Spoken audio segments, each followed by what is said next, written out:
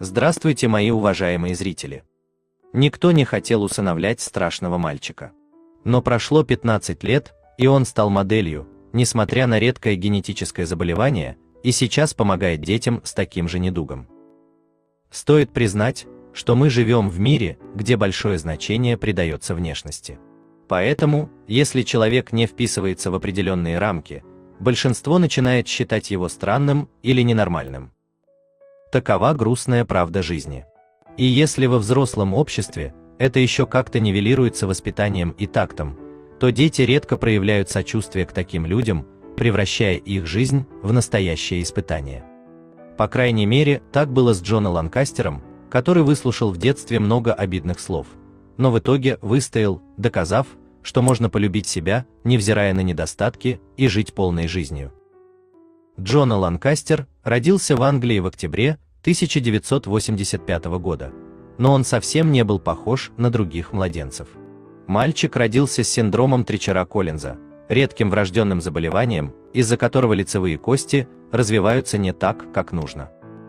Когда врачи сообщили диагноз родителям Джона, рассказав о всех рисках, вроде проблем с речью и слухом, те пришли в ужас. Это стало слишком сильным ударом для молодых отца и матери мальчика, и они приняли решение отказаться от малыша. Врачам они сказали, что не чувствуют связи с ребенком и поэтому не могут его оставить. Мать Джона покинула роддом через 36 часов после родов, даже не пожелав попрощаться с сыном, рассказали в больнице. Вскоре ребенок оказался в детском доме, работники которого рассказали о Джона 40-летней женщине по имени Джин Ланкастер. У нее не было мужа, но она уже давно мечтала о ребенке. Поэтому она, не раздумывая, согласилась взять мальчика на воспитание.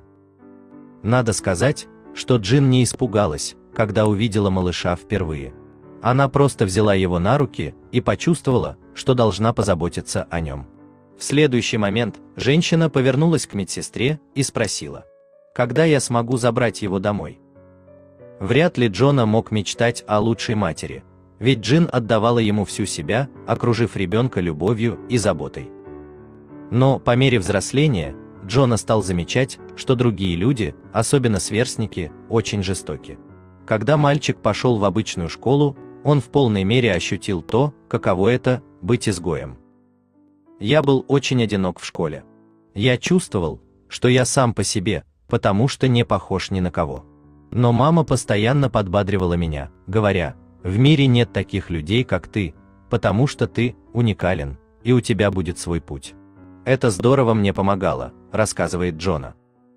Важно знать, что синдром Тричера-Коллинза никак не влияет на интеллект ребенка. Единственное, что несколько пугало одноклассников Джона, это то, как он выглядел. Они убегали от него и корчили рожицы, говоря, что не хотят подхватить его болезнь. Джона не сдавался и не позволял школьникам заставить чувствовать себя несчастным, ведь рядом с ним была такая замечательная мать. Интересно то, что Джин пыталась воссоединить Джона с его биологическими родителями. Но после того, как они 5 лет подряд возвращали ее письма и фотографии, она сделала следующий шаг. 18 мая 1990 года женщина официально усыновила мальчика. Может быть, эта прекрасная женщина совсем невысокого роста, но у нее самое большое сердце из всех, кого я когда-либо встречал. Этого ангела зовут Джин. Это моя мама.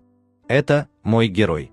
Несмотря на то, что в свои 40 лет она была одинока, она взяла меня, не побоявшись стать матерью-одиночкой, и того, что я могу стать инвалидом, говорит Джона.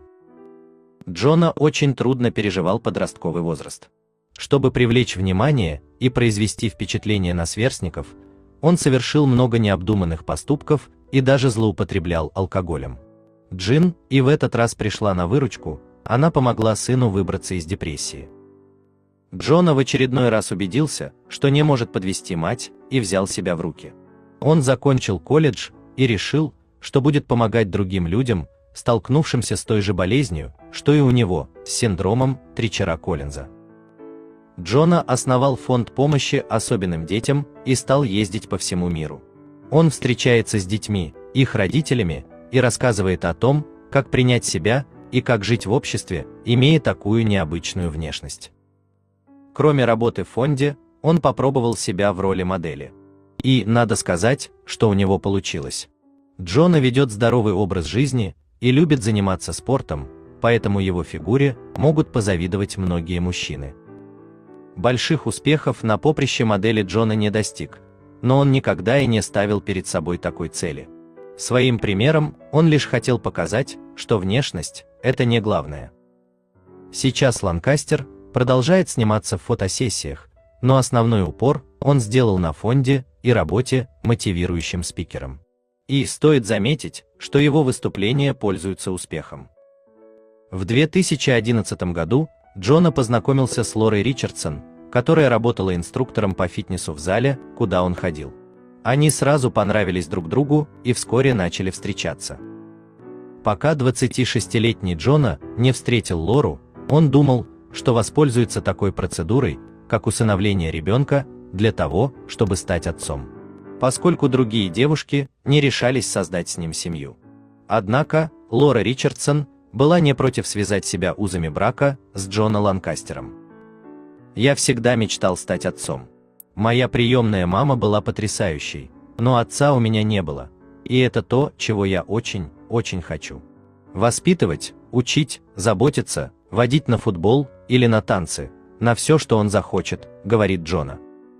Согласно законам генетики, дети, родившиеся от него, с вероятностью 50% получат синдром Тричера-Коллинза. Так что мысль о собственном ребенке вызывала у Ланкастера смешанные эмоции. Несмотря на то, что Джона родился относительно здоровым, многие дети с этим синдромом имеют серьезные проблемы со здоровьем, некоторые даже не способны дышать, говорить и так далее. Пара приняла трудное решение – родить своего ребенка. Но, к сожалению, у Лоры и Джона так и не появилось детей. После 10 лет совместной жизни они решили расстаться, объявив о разводе в 2021 году.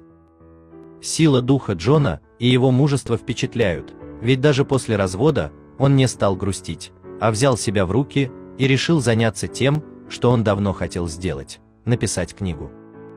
В ней он рассказывает о людях, которых встречал в жизни, и о том, чему они его научили.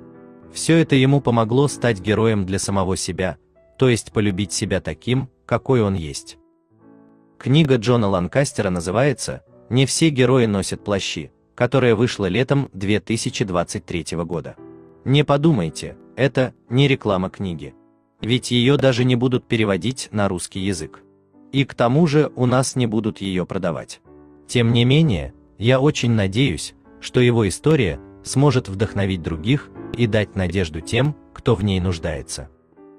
Давайте пожелаем Джона и всем детишкам на земле быть здоровыми, крепкими и счастливыми. Пусть у него все в жизни сложится замечательно, и он проживет долгую, яркую, интересную жизнь. Всего ему самого доброго и хорошего.